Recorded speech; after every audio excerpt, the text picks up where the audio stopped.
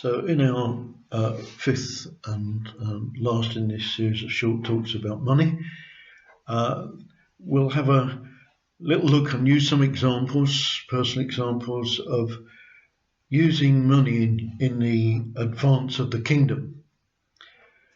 And over the years, we've had the privilege of seeing huge amounts of money pass through for God's purpose. But I'd like us to just, again, think about the guiding principles. Firstly, we've always said that in the use of money, we should prioritize people before plant. No point in having a great building but not having people that are released to serve and care for the people. So people before plant, whether it's buildings or equipment, has been very important.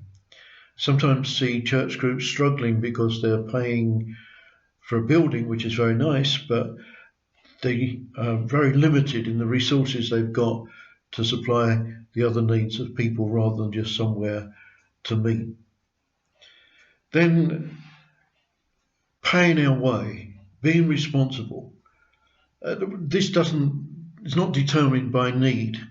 It's determined by what is right. If we ask somebody to do something, to perform a service, to go somewhere, to use their vehicle in the purpose of something, to actually be expecting, ready, willing to pay for that.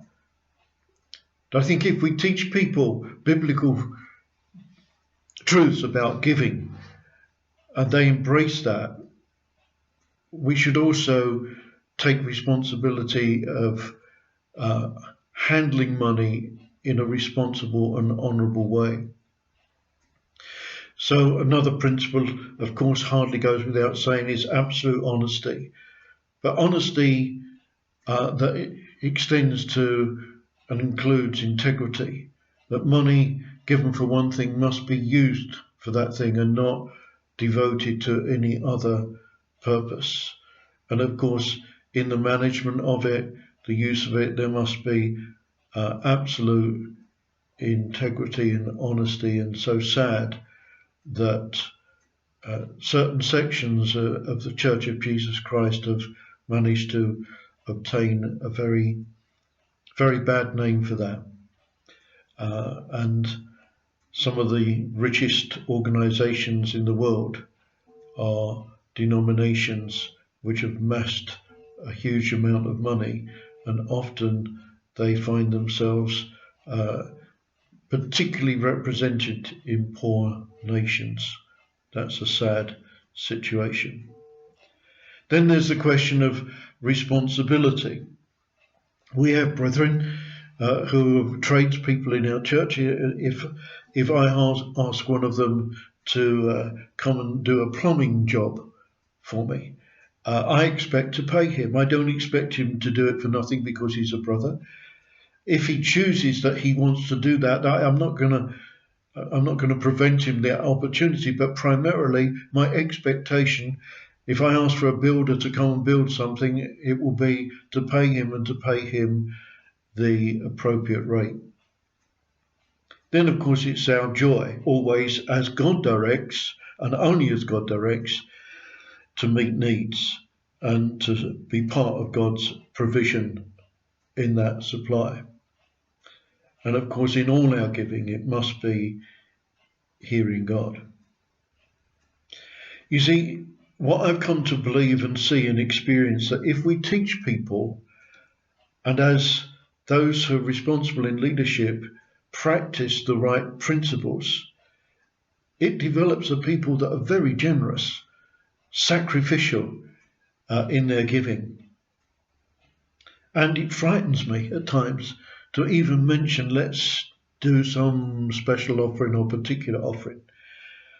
I remember just a few years ago, there was a horrific hurricane that struck St. Martin.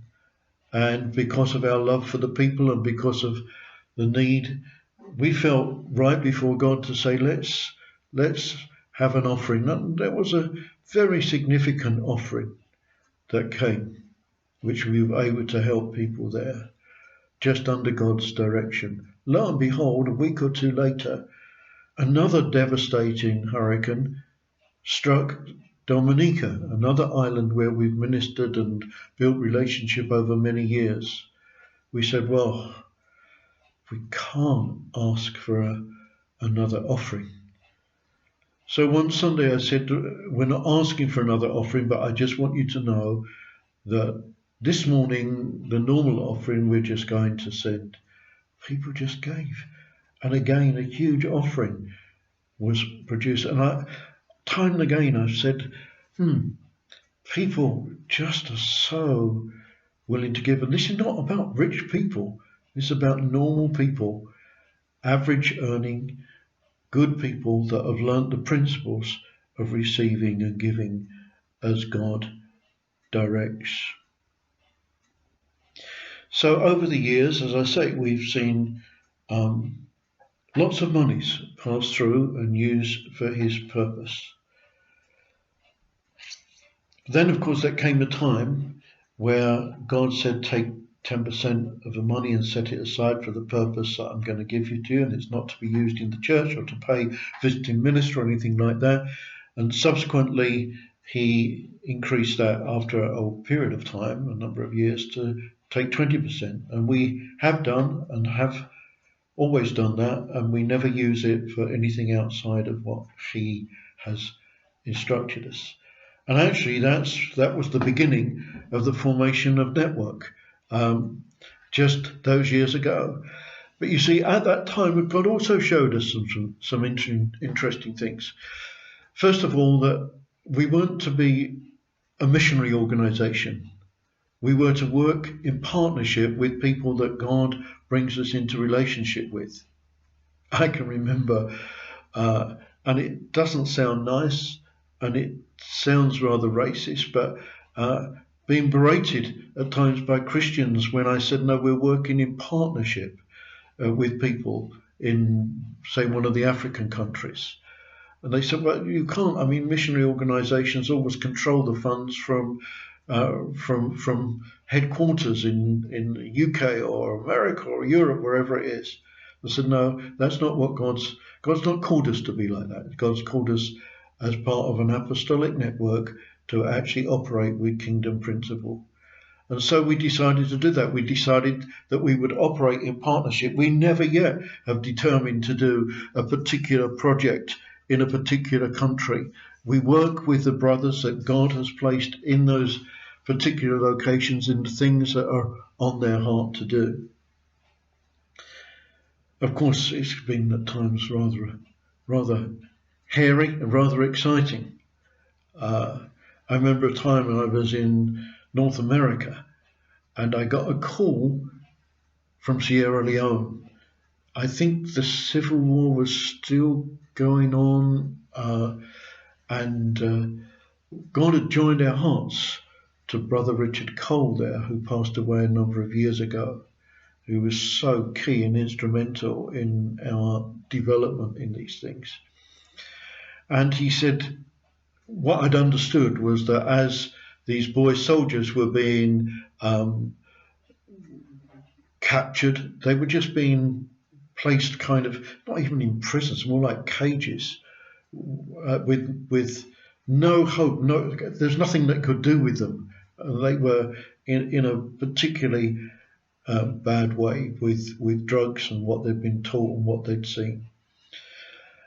But because Richard had been involved in working with these, he had the opportunity, and he said, this phone call came through, and I was in America. He said, they've offered us a building, an old school building, to use for this. We can't do it on our own. Will you partner with us? And I heard God say, if you will trust me, I will show you my power. That was the beginning of the particular development of the work there that's gone on all these years in Sierra Leone, into which, in the goodness of God, we've seen huge amounts of money, not necessarily coming through the church, but often coming through outside agencies. Praise God that the work there is now led by the very boy soldiers that were rescued and rehabilitated in the early days. But in the meantime, because of the funding, have gone on to develop a huge program of vocational training. And we're talking large sums of money that we've learned, and God has enabled us and taught us skills to approach big funding agencies to get significant sums of money.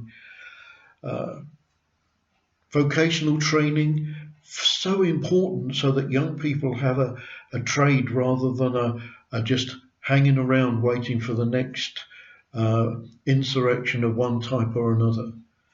A school, the original home for children originally affected by war. And we added to that during the Ebola crisis. God gave us another opportunity, even then, to demonstrate in the nation that kingdom people can gain kingdom wisdom and know ways and means to actually go and have the ability to raise funding in order to do things. I remember originally presenting in the High Commission in London about what we were wanting to do there. And the High Commissioner sat very laid back in a chair in the front row. And as we talked about a vision for change and God's ability to enable people not just to have religious services, but to actually be involved in being salt in the earth and light in the darkness and seeing a change of the nation, talked about people who were victims, people who were rebels actually being transformed. I remember him leaping out of his chair with excitement and embracing the very things that we were doing. It's a call that we still follow to bring change, to see a rebuilding of that particular nation. It seems ridiculous. It seems ridiculous for a small group of people to be involved in such things, but it's kingdom, and kingdom is different. So the projects are always relational. We're not a donor organisation. We don't do donations. We stand with brethren around the projects that they particularly want to do and see funding raised. We've never yet sat down and decided we're going to go into a particular nation to do a particular task or to do a particular project. But we have had the joy of being involved in key places, in key nations at key times. See, this is about using and seeing money used in the increase of the kingdom for the purpose and glory of God. Then, of course, having learnt some things there, we also saw an interesting development. We're very keen on evangelism, but found that in the environment, where we were, the old types of traditional types of evangelism which we practiced were not really reaching people. One day God spoke to us, again through the prophetic word. So important hearing what God says in this. Serve the community, in the needs of the community, at the expense of the community. What did we learn from that? We learned that this was something that God was giving us to do at the expense of the community. It wasn't going to be just an extension of what we give in tithes and offerings. And so we started to examine how we could serve the community and the needs of the community. Started off very small. In fact, interestingly, we're warned, don't ask awkward questions and stay small. Keep your head below the parapet and you won't have a problem. But of course we couldn't do that, because you see, God had also told us that we were there to see people become followers of Jesus. If we were going to be a business, we had to actually make money. But he also said something else, that we were to confront the kings of this world.